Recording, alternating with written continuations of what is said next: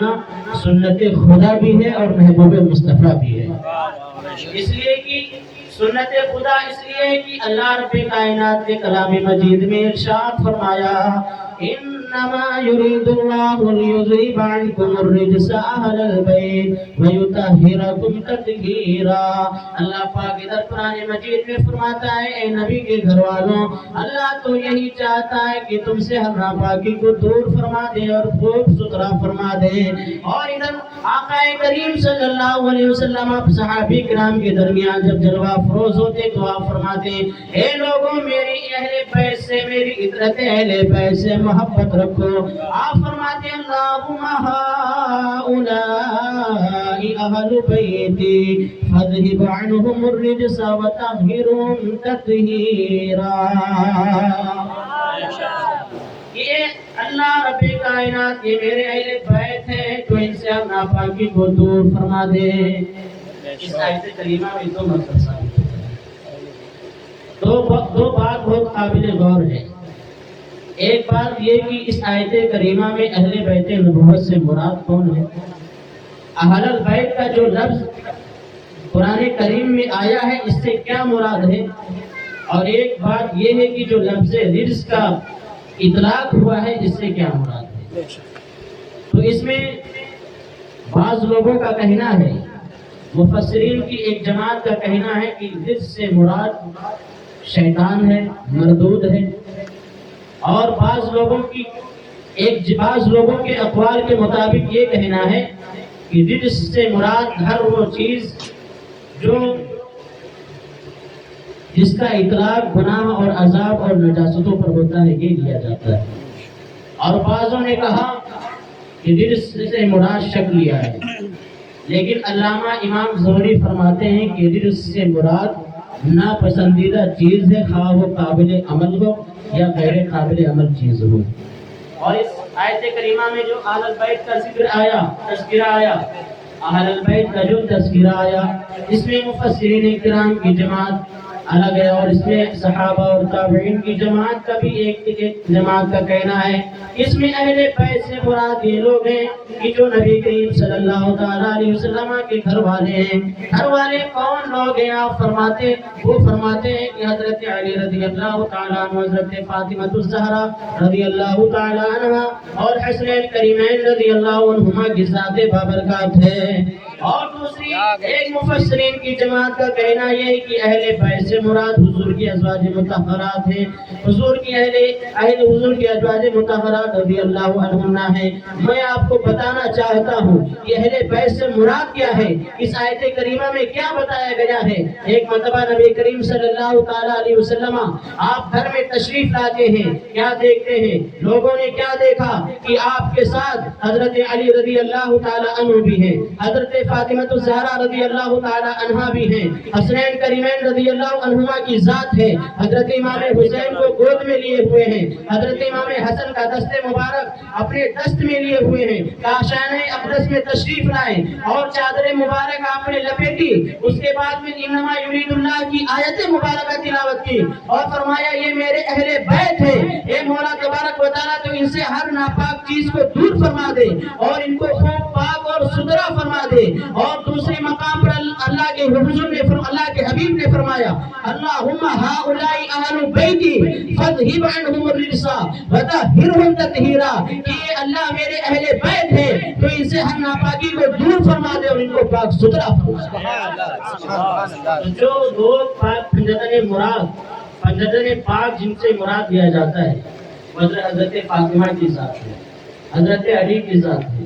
حسنین کریمین رضی اللہ عنہما کی ذات ہے، خود حضور سرور کونین صلی اللہ علیہ وسلم کی ذات ہے۔ اگر آپ سے کوئی کہے کہ پنجتن پاک کس کو کہا جاتا ہے تو اب آپ ذات خاموش نہیں رہیں گے۔ معلوم چلا نا کہ اہل بیت سے مراد کون ہے، پنجتن پاک سے مراد کون ہے؟ بلند آواز سے بولے سبحان اللہ۔ جو لوگ پنجتن پاک مراد لیتے ہیں ان کی دلیل یہ ہے کہ جب یہ آیت کریمہ نازل ہوئی انما یرید اللہ، تو حضور سرور کونین صلی اللہ تعالیٰ علیہ وسلم کا عمل کیا رہا؟ ان کی دلیل یہ ہے کہ جب یہ آیت کریمہ نازل ہو جاتی ہے تو حضور سرور کونین صلی اللہ تعالیٰ علیہ وسلم جب فجر کی نماز کے لیے مسجد نبوی تشریف لے جاتے، جب اپنی بیٹی حضرت فاطمہ الزہرا رضی اللہ تعالیٰ عنہ کے مکان کے پاس تشریف لاتے تو آپ فرماتے الصلاۃ اہل البیت، اے اہل بیت اٹھو نماز پڑھو۔ اور دوسری مقام پر ارشاد فرمایا گیا، صحابی رسول حضرت ابو سعید خدری رضی اللہ تعالیٰ عنہ فرماتے ہیں کہ تقریباً حضور سرور کونین صلی اللہ علیہ وسلم کا یہ عمل 40 روز تک رہا کہ جب وہ صبح کی فجر کی نماز کے لیے تشریف لے جاتے، اپنی بیٹی فاطمہ کے گھر کھڑے ہو کر ارشاد فرماتے السلام علیکم اہل البیت ورحمۃ اللہ وبرکاتہ، الصلاۃ رحمکم اللہ، اے اہل بیت تم پر اللہ کی سلامتی ہو، تم پر اللہ کی رحمت ہو، تم اٹھو اور اللہ کے لیے نماز پڑھو تاکہ اللہ رب کائنات تم پر رحم فرمائے۔ تو یہ اس آیت کریمہ سے ثابت کیا ہوتا ہے کہ اہل بیت سے مراد پنجتن پاک کی ذات ہے، حضرت فاطمہ الزہرا کی ذات ہے، حضرت علی رضی اللہ تعالی عنہ کی ذات ہے، اور حسین کریمین رضی اللہ عنہما کی ذات ہے۔ بتایا گیا بہقی بہت بڑا عالم دین ہے، اس نے اپنے سنن میں لکھا، اس سے پہلے ایک بات اور یہ کر دے رہا ہوں، ام المؤمنین حضرت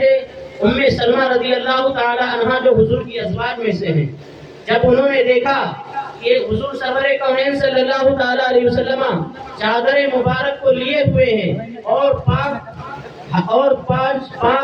ہستی اس چادر مبارک کے اندر ہے، آپ نے چادر مبارک اٹھائی کہ تاکہ میں بھی ان کے اندر داخل ہو جاؤں۔ جیسی انہوں نے چادر اٹھائی، حضور سرور کونین صلی اللہ تعالیٰ علیہ وسلم نے ان کے ہاتھ سے چادر کھینچ لی اور فرمایا کہ تم خبردار حضور کی ازواج میں سے ہو، تم خیر پر ہو، لہذا تم اس کے اندر داخل نہ ہو۔ وہ عرض کرتے یا رسول اللہ میں بھی اہل بیت میں سے ہوں۔ آپ نے فرمایا کہ تم حضور کی ازواج میں سے ہو، تم اہل بیت میں سے ہو۔ امام بہقی نے اپنے سنن میں لکھا کہ حضور سرور کونین صلی اللہ تعالیٰ علیہ وسلم جب فاطمہ الزہرا رضی اللہ تعالیٰ عنہ کے گھر تشریف لائے، آپ نے حضرت علی رضی اللہ تعالیٰ عنہ کو، حضرت فاطمہ الزہرا رضی اللہ تعالیٰ عنہ کو سامنے بلایا اور سامنے قریب بٹھایا۔ اس کے بعد حسنین کریمین کی ذات کو بلا کر آپ نے حسنین کریمین کو اپنی ران پر بٹھایا۔ اس کے بعد میں آپ نے انما یرید اللہ کی آیت تلاوت کی اور اللہ رب کائنات کی بارگاہ میں عرض کیا اے مولا یہ میرے اہل